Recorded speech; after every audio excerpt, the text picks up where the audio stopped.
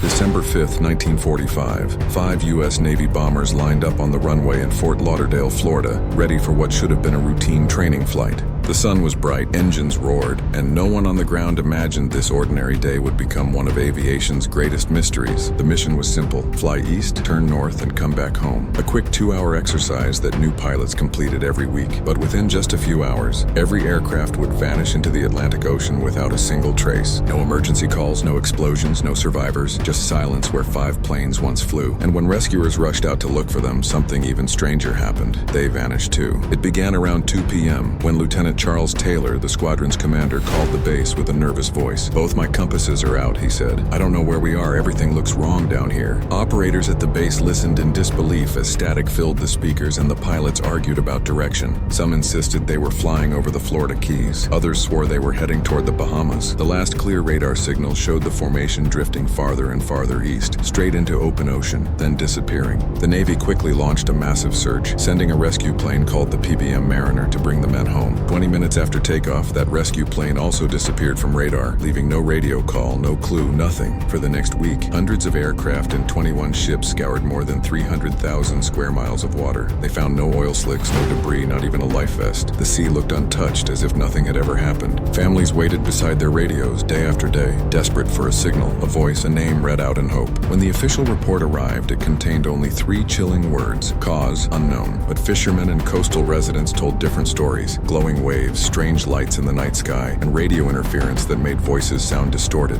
Sailors claimed that compasses spun wildly whenever they entered that same stretch of ocean east of Florida. On old Navy maps, that region carried a quiet label: the Bermuda Triangle. Nothing supernatural, just a coordinate zone where too many planes had gone missing. No one believed in magic, but the pattern was undeniable. Perfectly healthy machines, clear weather, and then nothing. In 1963, a diver exploring off the coast of Florida reported discovering aircraft wreckage buried beneath coral and sand. He marked the coordinates, surfaced to call authorities, and when investigators returned, the wreckage was gone. Decades later, sonar and submersible drones searched the same grid again, but the ocean floor showed only smooth sand. No engines, no wings, no fuselage, as if time itself had swept it all away. It's as though the ocean had made a decision to erase its own evidence, to keep its secrets locked beneath the waves. Nearly 80 years later, Flight 19 remains one of the most baffling disappearances in U.S. military history. 5 bombers, 14 men, not one clue strong enough to explain how an entire squadron could just vanish. Some believe Lieutenant Taylor's instruments failed and he became disoriented in the featureless sea.